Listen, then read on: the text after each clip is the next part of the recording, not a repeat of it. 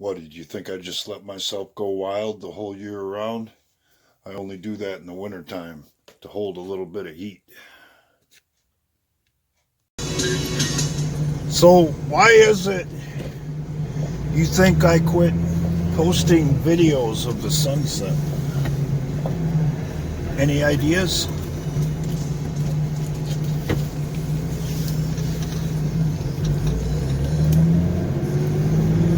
It's because something more important came up.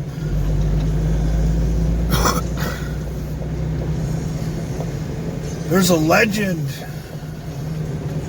surrounding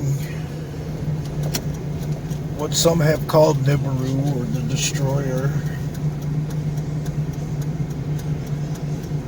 the Red Dragon.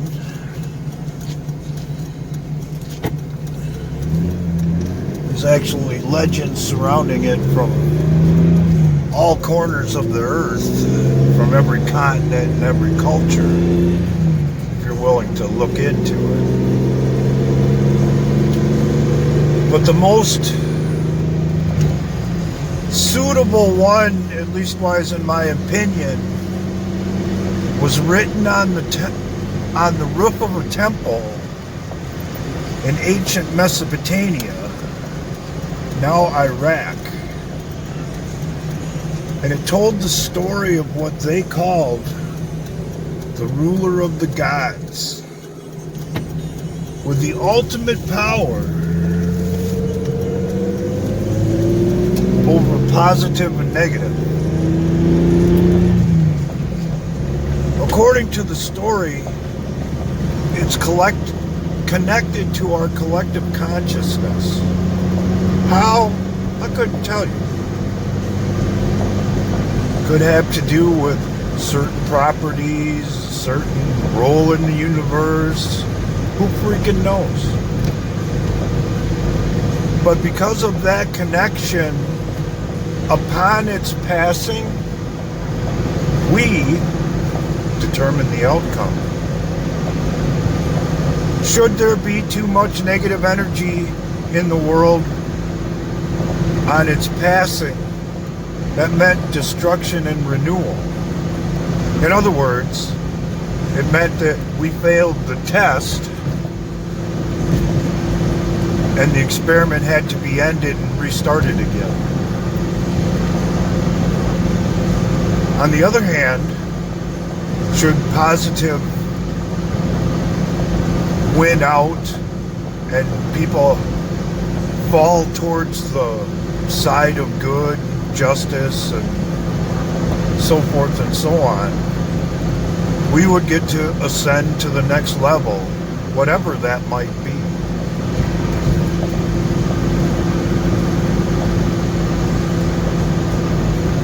According to my research, at the very least, this has happened before. And every time, at least wise to my knowledge and the way it would appear, we have failed the test. And destruction came along because of it. Is it any wonder that so much negative energy has been introduced into the world?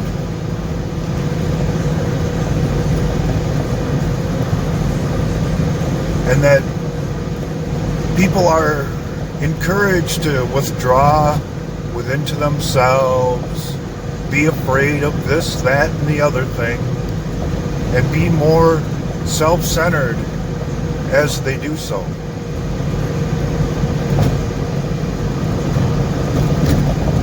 The pattern, according to the story as I understand it, is uncanny. And it's, in my opinion, no damn coincidence.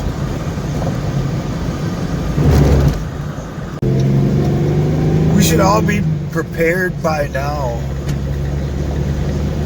to accept the notion that there's a hell of a lot more to this world than what stares us in the face, than what we can see, taste, touch, or feel. There's more out there than we know. And we are herded and condemned for believing otherwise. And in some cases, which has been fairly obvious since all of this started, you will be silenced from informing other people of that fact. You will be suppressed if you offer an opinion outside of the mainstream.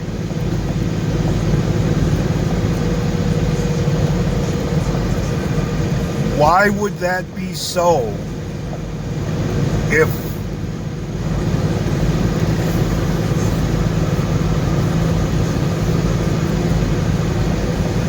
someone wasn't looking to maintain control or already had control over our lives and didn't want new information being revealed that threatened that control? What they don't tell you, and should be pretty damn obvious, is that change is a threat to the power structure. If constant change is part of the equation, that means the people who have and are in control are threatened on a regular basis. And ladies and gentlemen, that is not how you maintain control. If you want to maintain control of any system, you need things to stay relatively the same, fairly constant. And if something comes along that threatens that consistency, it has to be dealt with. It has to be squashed. Or in a lot of cases, as we have been witnessing throughout social media, and even in the world for that fact, censored and silenced. That's how you maintain control.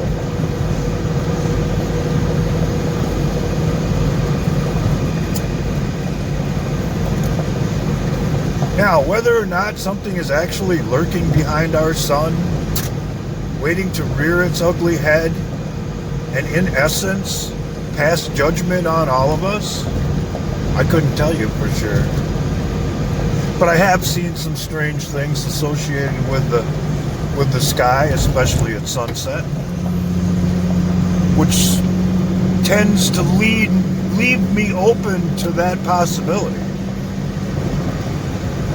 Whether or not it's actually true or has something to do with anything that we're experiencing has yet to be determined. However, the politics of the day, the standard practices and policies of the people who are in control are completely within our sphere of influence. And should we decide to succumb to fear and let fear determine our choices and dictate our daily lives, we will lose in the end, no matter what might be out there. I don't remember exactly how Kennedy put it, but it was something like, we must acknowledge that the ever increasing need for security threatens our freedom and our basic human rights. And that couldn't be any more apparent than what we've been witnessing these days.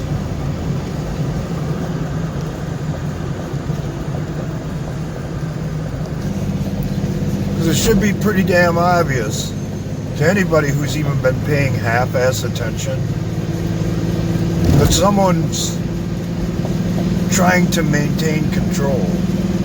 And in doing so, spreading as much negative energy along the way as they can. And in my estimation, none of it's an accident.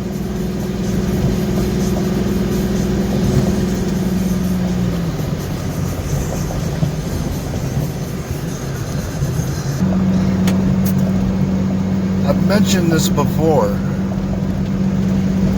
Fear is a conscious choice, generally born from ignorance. When we let emotions dictate our decisions, generally we lose.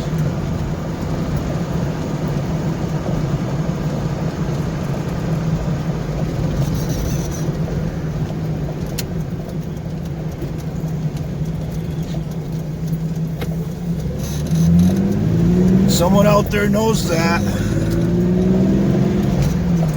and they're using that against us right now in this very moment, in this very time.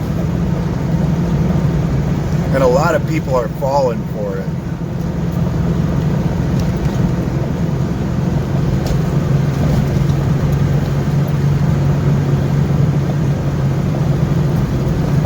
Some have put forth the theory or the notion that this is a trap. And they're damn right it's a trap. But here's the rub, ladies and gentlemen. It's always been a trap. It's always been a con job, a scam. To keep us scared, to keep us down, to keep us under somebody else's control.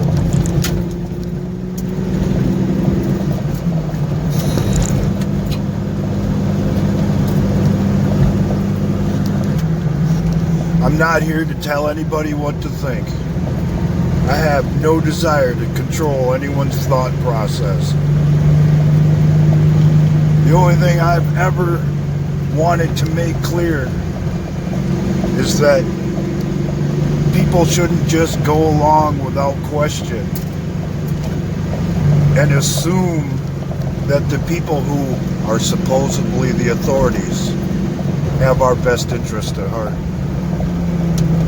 Because it's been proven time and time again throughout history that definitely is not the case.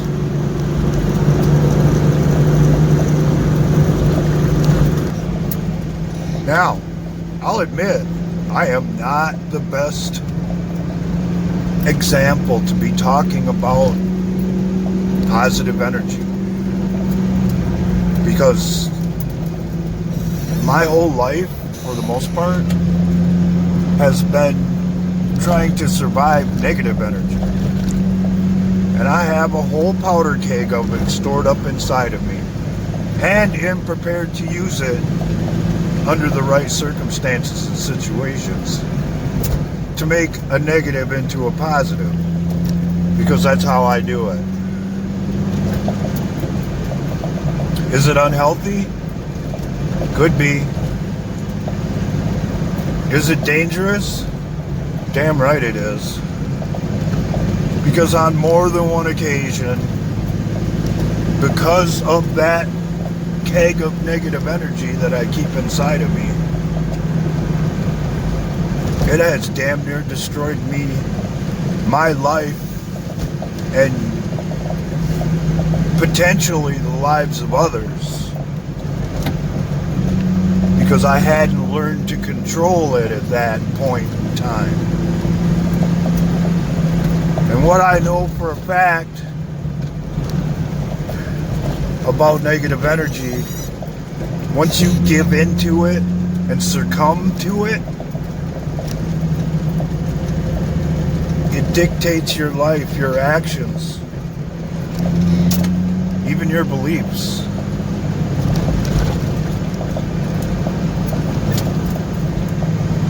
So it is a dangerous and powerful thing.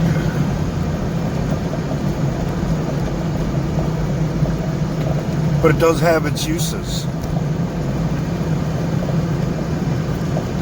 It does give you an insight to the people who operate on that side of the equation.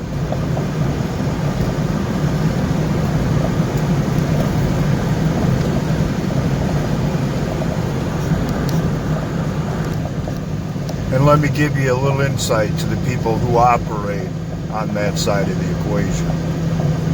Fear rules their world, and they want it to rule ours.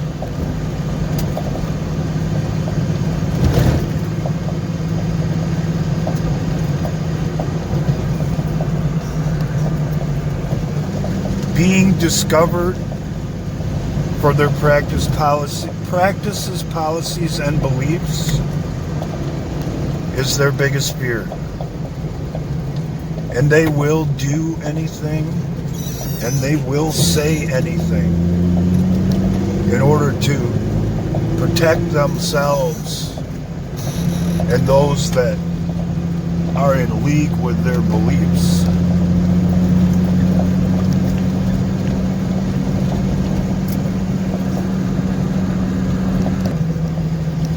I'm not saying that you have to be Superman and give up your fear of death.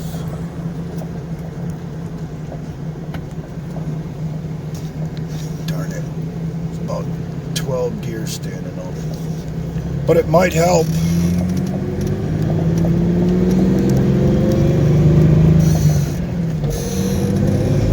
Because what is this life anyway? If you have to spend every day with the fear of death on your back. So here's the question, ladies and gentlemen. What's truly important? A theory and legend that as yet can't be proven?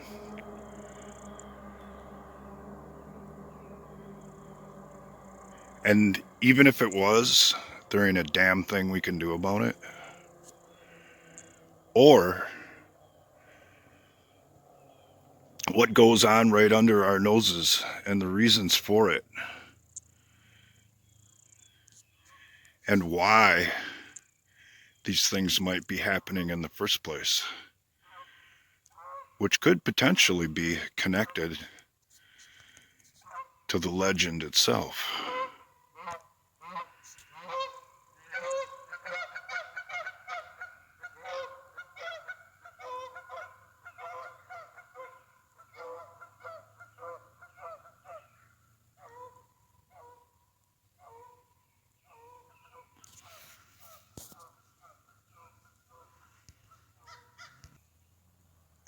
And even if it's not, are you prepared to let fear dictate your life, your actions, and have someone else control the outcome because of it?